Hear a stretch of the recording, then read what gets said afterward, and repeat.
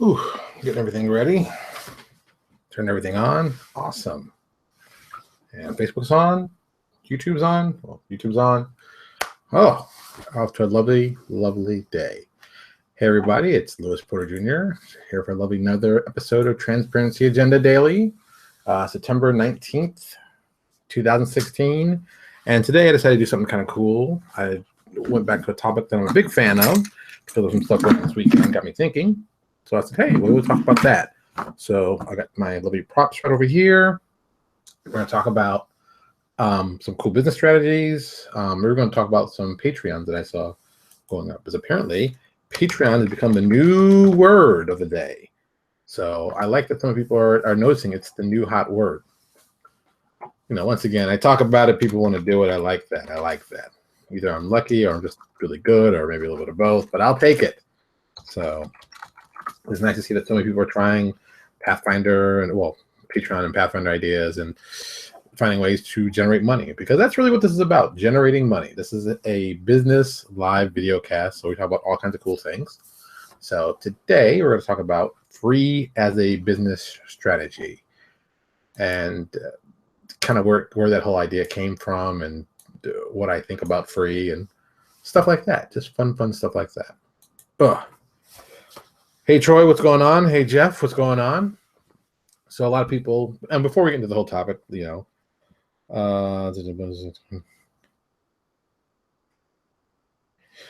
okay, that's a good point. Hey, John, what's going on? So right off the bat, let's talk about some fun things I've noticed this weekend.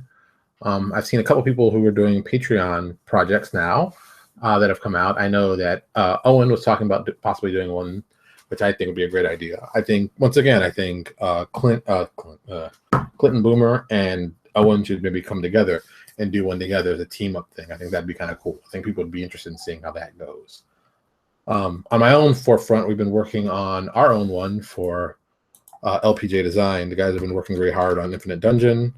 Like I said, I think it's going to go very, very well. Once again, kicking out some numbers today, doing some quick math, thinking about what can I see and what do I expect, and da-da-da-da. So it's kind of fun. So, and before I even get into that, let me talk about the real cool thing that's happened. This is, you know, not related to the topic, but this is kind of cool. So for those who have Hero Lab, we have been developing a little program to work with Hero Lab for Neo Exodus. And I actually put the Anuka that I did from Hero Lab up for people to see, and we have a really great person work on it and helping developing it, and it's awesome. I mean, it's very cool to think that, you know, we're going to have Neo Exodus for Hero Lab, because that was always going to be like one of the barriers. People said, "Oh, I'd love to play it. Is it on Hero Lab?" So, boom. Oh. And so I'm like, hey, I really, really like the idea of us, you know, doing something for Hero Lab, and it's great. And right now, I can tell you, of all the stuff going on, the issue that we're having, so we still have the Cavians have been done, the Dalreen have been done, Half Giants have been done, Humans have been done, Calisans have been done, and the rest have some issues. Like androids have a couple, they're working some stuff out just because it's a constructed race and working that out. The Sinians, oversized armor has been added, but it hasn't been implemented. The Anuka, the armor cost doubling noted only, not mechanically implemented. We got to work on that. The Primidian, the prehensile reinforcement is not fully implemented, but that's going to happen. The Patan, the Shadowborn bonus feat not implemented, but of course it's coming through. Sosori, Vermin immunity conditional bonus to all skills not implemented yet, and Swarm Summoner not fully implemented. And of course, Tiefling, Healing Hands, Vicious, and Hellstorm not fully implemented. But once again, these things are done. We've done, like, you know, at least half the races on Hero Lab. So there will be Neo Exodus material available on Hero Lab for you to play in your games at home. And, you know, that's been a big turning point for me as a company. That's something I want to do for a long time. We happened to hook with someone who actually was very, very helpful. We've been working on it. Like I said, I've tested it out. It's kind of cool. I want to see more cool things we can do with it. So this is kind of fun. So this is the fun part. So it's interesting. It's interesting to see it happening. It's amazing to know it will happen. It's even greater to know that we're going to be working on it. It's going to be awesome when the time it's done. So boom, lots of cool stuff. So today's topic, of course, is about free. I'm a big believer in free is probably one of the most important things in the ways you could influence people to buy your product, get interested in it, and see it. So I have been a big fan of pushing free out to people and different ways to do it. For example, on our last Kickstarter, the Crisis Kickstarter we did, we released a product roughly about a month before the Kickstarter even started, or was it a month or even longer than that? No, it was like 2 months. Ooh, geez, when you think about it, it's crazy.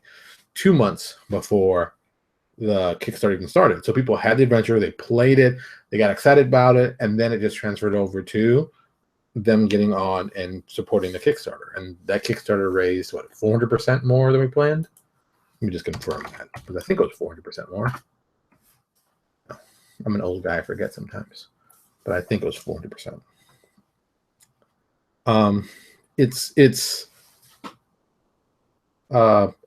Troy, you're talking about New Exodus is we're building it.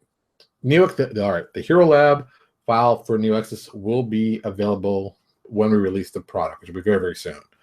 On top of that, people who actually funded the actual Kickstarter are going to get it absolutely for free. That's not even a question. They're going to get it. Something we wanted to do. Boom. That's perfect. Hey, John, what's going on? The people who have not funded, who are getting later, we're probably going to put a price on it. I don't know what the price is going to be. It won't be much. It might be as little as even as pay what you like. But we're going to see, because like I said, we paid out money to develop it, so we got to pay the guy. So I'd like to recoup some money from it, but with the sales and that attached, that might be all that's needed. So I'm gonna see how that goes. But once again, this is stuff we're working on. This is stuff in the future. This is stuff that, well, not really future, but future enough. Back to Crisis. Yeah, Crisis, we funded over 400% on that bad boy, and it did very, very well. But us doing the free product before, I don't think it would have done as well if we hadn't done that. I think when people saw, the prequel we did, A Warning Too Late, it became very popular. It got a great review, 5-star review, plus a seal of approval from Enzegeist.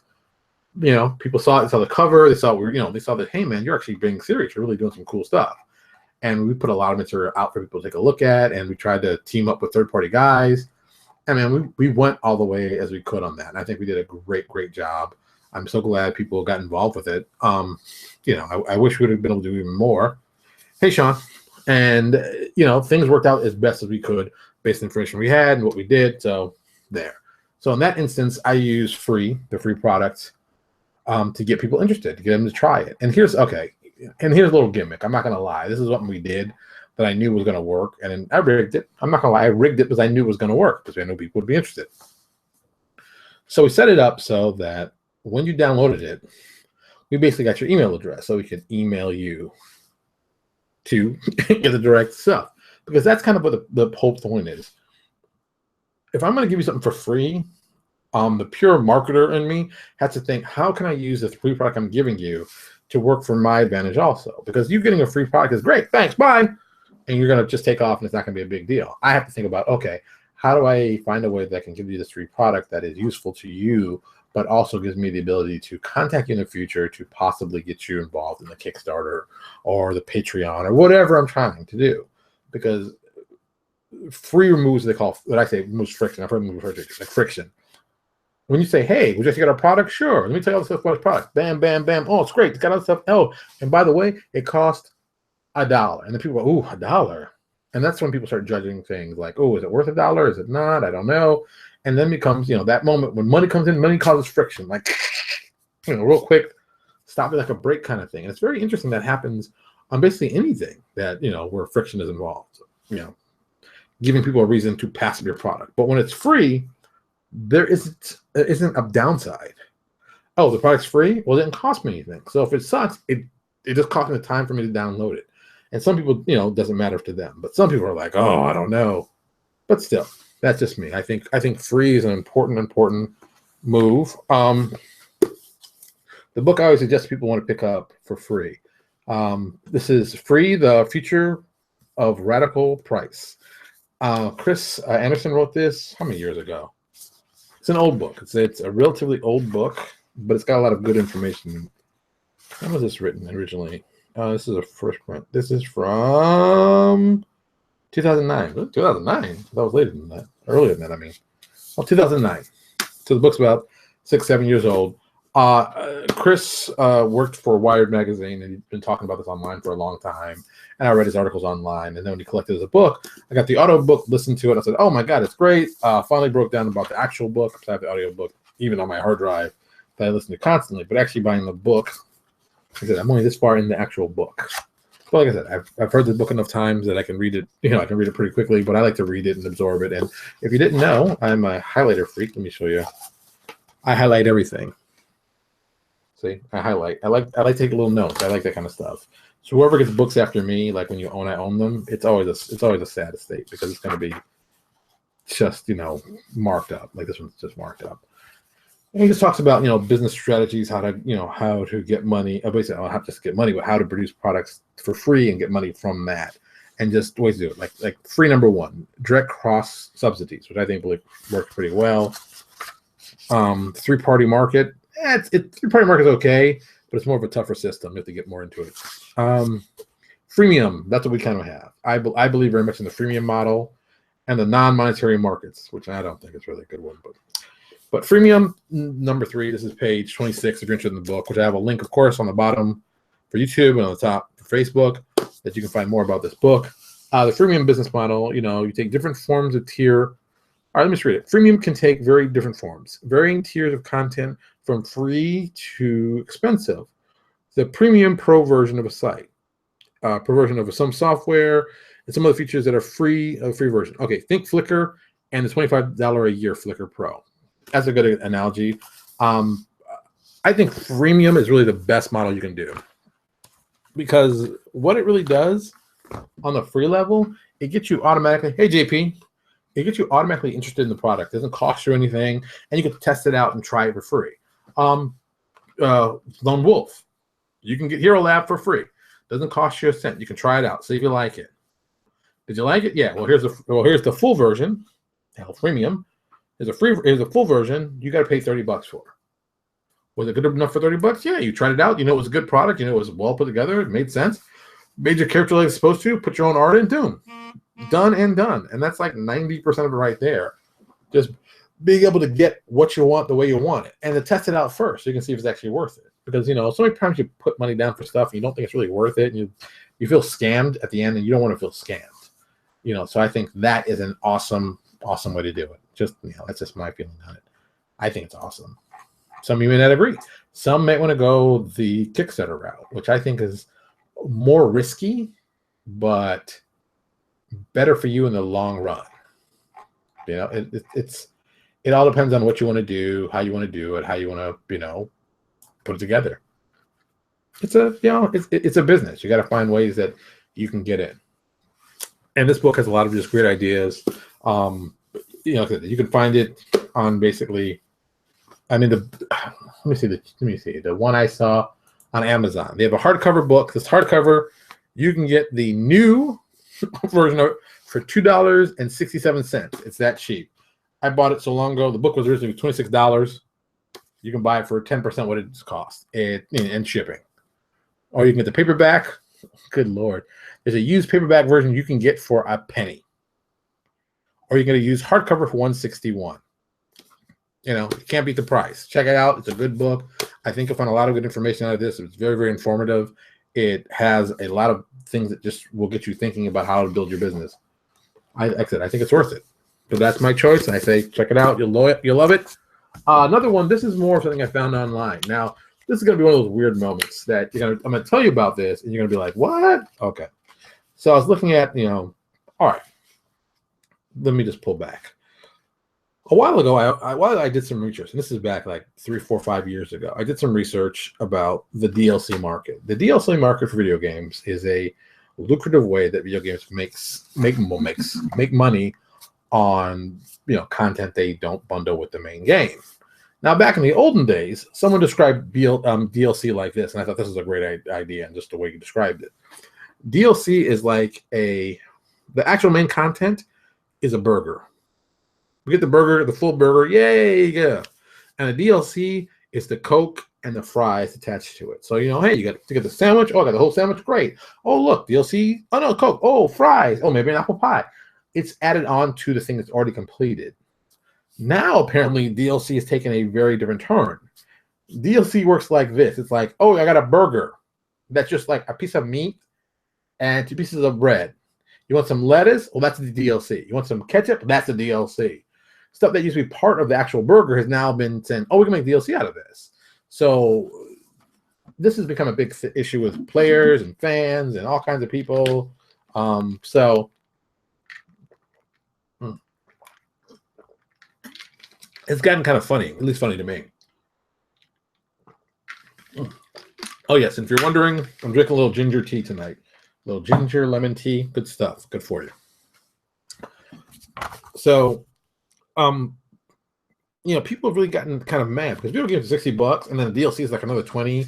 And sometimes people said, well, I've got to buy it's like day one DLC. If it's day one DLC, isn't it basically stuff you left out of the game that you could have been putting there? So you got that. So while searching for stuff, I found this article, and I'm putting a link to this one definitely in. How to build and market DLC.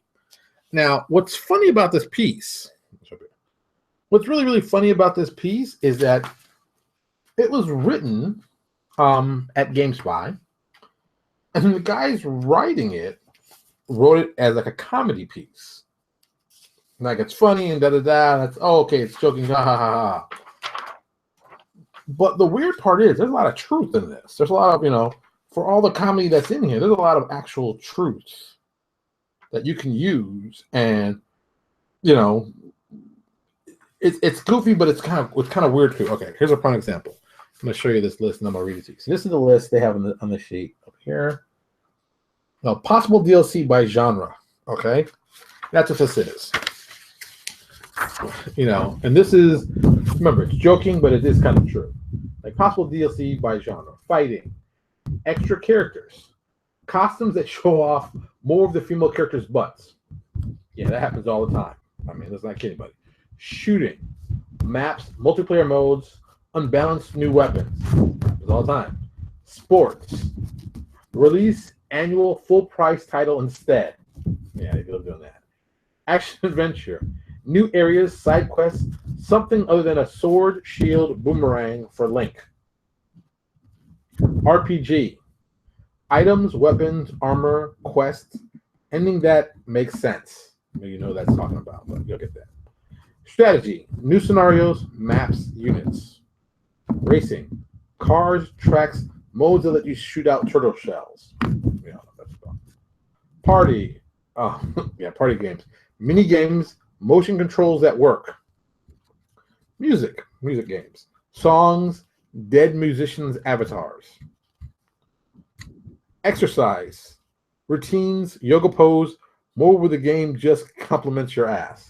So, you know, I said this is a whole joking, funny, haha thing that actually has some real good stuff. I mean, the first part, yeah, it's funny, but read the first, it's like, oh, okay, that's a cool piece of DLC. And you know, I think of the RPG industry, even with PDFs, is, you know, we produce DLC. We have main content that we buy, the campaign book, whatever, and then we have the side stuff, the DLC, the other stuff that gets people interested. What, you know, the PDFs. You know, what other stuff can you do as DLC that'll get people interested to pay? And it's like I said, this is a funny little goofy thing. And this is okay. This chart is a great example. This is like, it's funny, but it's not. But it's funny. It'll be hard to read, but when I'm putting the link for this whole file in there so you can get the link and read the thing. This little file is showing you. Let me show up here too, real quick. It's kind of eerie.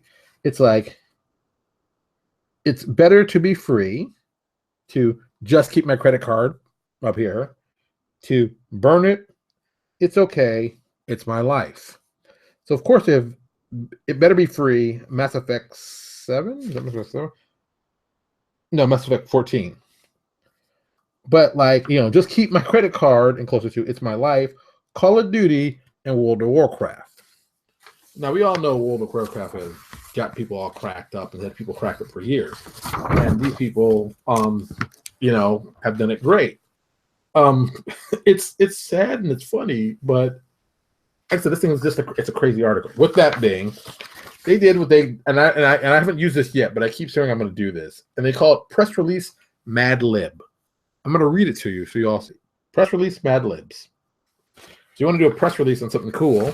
This is how you do it. And I'll say like game, instead of saying like a verb noun, I'll be like game developer, publisher stuff. You'll figure it out when I'm reading it. So here we go. Game developer, part of game publisher, announced today that their downloadable content for the industry's praise and award-winning title, game name, is in development. This add-on content will be available via Xbox Live, this is how this is, and PlayStation Network this vague release date. We're adjective to announce DLC name and firmly believe it will more than satisfy our positive adjective fan base, said game publisher Bigwig, game publisher Bigwig's job title. Fans will be treated to a brand new experience that builds off of the adjective content found within game name.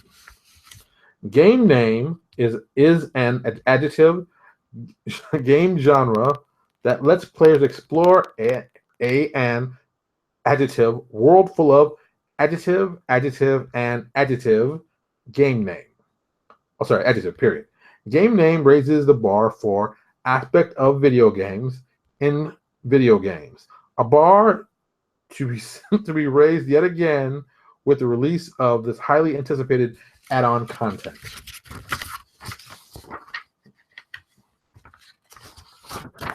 That's it. That was a press release. It was, like I said, it's goofy, but you could take some of that stuff out and use some of that. It's just, it's interesting how DLC has become more and more important to games. And it's even this article, even though it says like 4 years old, it says, GameStop seeing rise in DLC sales. If you're going to any GameStop, you see they sell DLC everywhere because they know it doesn't cost anything to keep there in a box. It's all digital, so the thing just comes in and just makes money. And in the back, they also have a video game called DLC Quest and like how to do it and like reading on what's it like. And it's just like I said, it is 100% a total spoof of it. But at the same time, it's actually really true. And it's kind of disturbing, but it's like really true. This is what they think. This is how they want to do content. This is how they want to build it. This is how they want to get people excited about it. So, hey, man, it's important to read and think about. And there's some good ideas in here. I wouldn't be giving it to you if I didn't think there's some good ideas. But at the same time, you just got to look at it and go, wow, man, this is kind of crazy. So, we as game publishers, we got to find ways to get people interested in our games in different ways. And that turns to this other thing I'm suggesting. So recently, I just went to the Kickstarter. Let me see if I can actually now put the link in here. Interface Zero. Actually, if you haven't been to the Interface Zero 2.0 Cyberpunk action for Pathfinder role-playing games, then you put it in here. Give me 1 second, guys. Sorry about this. I just thought about this when I was talking about this. I should have put it in earlier, but I'm old and crazy, and things happen sometimes. So they put together a lovely, and I do mean this like seriously lovely, video for the Kickstarter. Now, everybody's doing Kickstarters. Like I said, you know me how I feel about Kickstarters. But I thought this is one that people should check out because it's really kind of cool. There's some really awesome stuff going on and just some stuff that's could be interesting. And one of the coolest things they did, which I thought was absolutely brilliant, and I mean this in every sense of the word. I'm not playing around when I say, oh, this is brilliant. I mean, this is a smart idea. They put together a trailer. If you go on, the links, of course, will be in the description or on top. Hey, George, what's going on? If you go and play their trailer, and the trailer looks like it's professionally made. And the reason it looks like it's professionally made, because it was professionally made in the relative sense of someone has a good copy of After Effects. They found a good video to put on to build it to make it look professional. And this trailer looks like a professional trailer with professional music done awesome with the artwork, in there from the actual book and those stuff. So you can see it and it's cool and it moves and it looks professional and it's, it's a top-notch built video. And they made it that way. And I was, after I watched it, the first thing I said was, well, from now on, we're going to be doing that with our products because it's silly not to. Why would you not want to do that?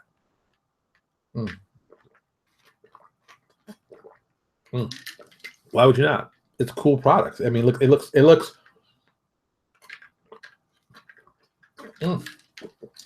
awesome. It looks awesome. It's a minute and like 8 seconds. Yeah, a minute and 8 seconds. It gets you hyped for the game. If you saw this trailer, you'd be like, "Oh man, it's awesome!" And it is an awesome trailer. You know, it's an awesome trailer. It looks professionally made. And so far, with 22 days to go, it has raised $12,000. Was the trailer? Did the trailer make it? I don't know if the trailer was the only thing that made it, but it got people interested. You know, it got people interested. They saw it. They saw the trailer and were like, "Damn, that's some pretty cool stuff." And I think it's just smart. I think it's just smart to do it that way. I think people need to think about great ways to make great products that people are interested and, most importantly, want to get. And this is one of those great situations. I think this will work very well for them. I think it's a cool piece. I already put it in the link. So think about that. Think about, finding a way to make a trailer that's something that people have not seen for your product. So what if it's going to be for Kickstarter, if it's going to be for Patreon, for whatever. Think about making a trailer for your product to put out for people to watch and see and get excited about. How will that affect your sales?